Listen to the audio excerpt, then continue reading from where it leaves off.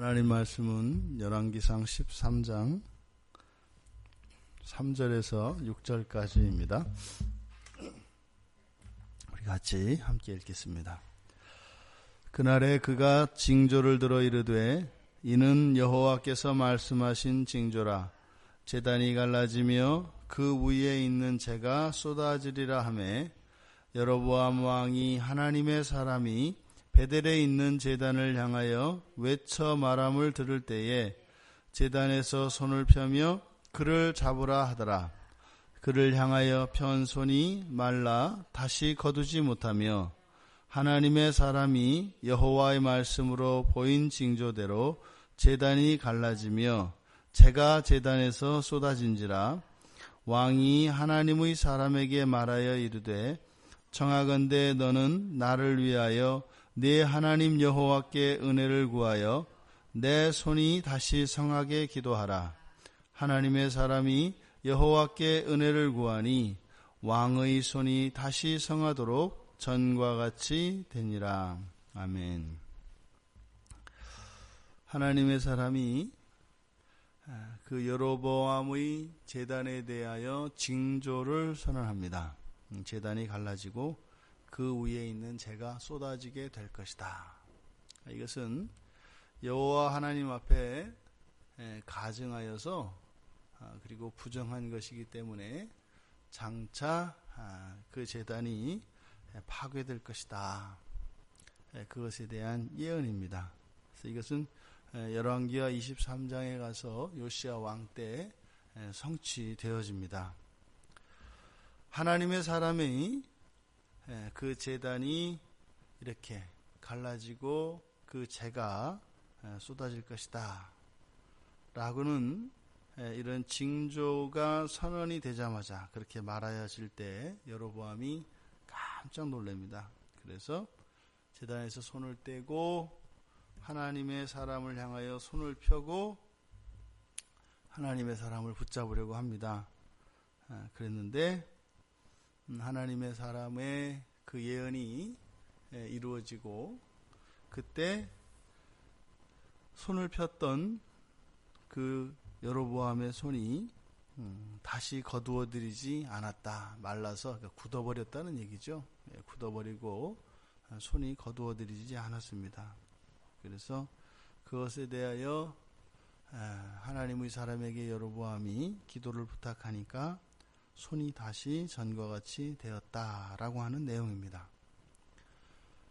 지금 여기에서 나타나는 것은 하나님의 그 전능하신 힘이 나타납니다. 그래서 징조, 그 말씀 그대로 성취하시는 하나님의 능력이 나타나고 또 그것을 막으려고 방해하려고 하였던 여로보암 왕의 손을 말라버리게 하셨다가 다시 회복시킨 것. 그러면 누가 보아도 역력하게 하나님의 힘이 나타난 겁니다. 그러면 보통 지금 여로보암이 본문에서 하나님의 사람에게 자기 손을 고쳐주도록 기도할 때 뭐라고 하냐면 네 하나님 여호와께 이렇게 이야기해요. 그러니까 이거는 있을 수 없는 이야기거든요. 그러니까 내 하나님 여호와, 우리 하나님도 아니고 나의 하나님도 아니고 너의 하나님. 그러니까 여로보암이 자신의 잘못을 깨닫고 있는 것을 보게 됩니다. 그러니까 여호와 하나님을 나의 하나님이라고 하기에는 두려움이 있는 겁니다. 왜냐하면 자기의 잘못에 대한 자각이 있기 때문인 거죠. 그렇다면 하나님의 능력이 나타났고 또 자기의 팔이 이렇게 굳어버려서 다시 팔을 되돌릴 수도 없는 이런 상황에서 하나님께 어찌하였던 은혜를 구했고 그래서 그 손이 나았다면 그러면 자연스럽게 자기의 마음속에 있는 하나님 앞에 하지 말았어야 할 이런 죄들에 대한 회개가 일어나는 것이 당연한 겁니다. 자연스러운 순서죠. 그런데 회개가 나오질 않습니다. 이것은 왜 이런 상황 속에서 왜 회개가 나오지 않을까? 그 원인은 여로보암의 분노에 있습니다. 왜냐하면 지금 여기서는 간단하게 하나님의 사람이 징조를 선언을 했고, 그때 여로보암이 제단을 향하여 이제 막 제사를 드리려고 분향을 하려고 할 때 그런 일이 일어났다. 우리가 이 성경 안에 자세히 설명은 안 되어 있습니다만 여로보암의 마음속에는 무엇이 있어요? 이 10지파로 이룬 북이스라엘의 백성들이 남유다로 르호보암에게 돌아갈 수 있을 것이라고 하는 불안감이 있습니다. 그러니까 하나님께서 그에게 주셨는데도 불구하고 여로보암 자신의 생각에는 이스라엘의 정통성은 다윗 가문에 있는 거니까, 그래서 이러네 저러네 해도 내가 가만히 생각을 해보니까 르호보암이 못되고 잘못되긴 됐어도 어쨌든 다윗의 뿌리이니까 백성들의 마음이 그리 갈 것 같은 겁니다. 그래서 어떻게 해요? 그걸 미리 차단을 한 거죠. 그래서 1년에 한 번씩은 최소한 유대인들은 예루살렘에 가야 되니까 남유다와 관계를 맺지 못하도록 끊어버린 거죠. 그것이 이제 베델과 단에 이렇게 산당을 쌓고 그곳에서 이제 여호와 하나님을 대신하는 금송아지 우상을 섬기도록 한 것이었거든요. 그러면 이 여로보암이 이렇게 그런 마음속에 있었으니, 그런 그 불안한 마음과 이런 염려들이 있었으니까 어떻게 했어요? 최선을 다해서 준비한 겁니다. 그러니까 이게 지금 여로보암이 이 제단에 와서 분향을 할 때 얼마나 감격스럽겠어요.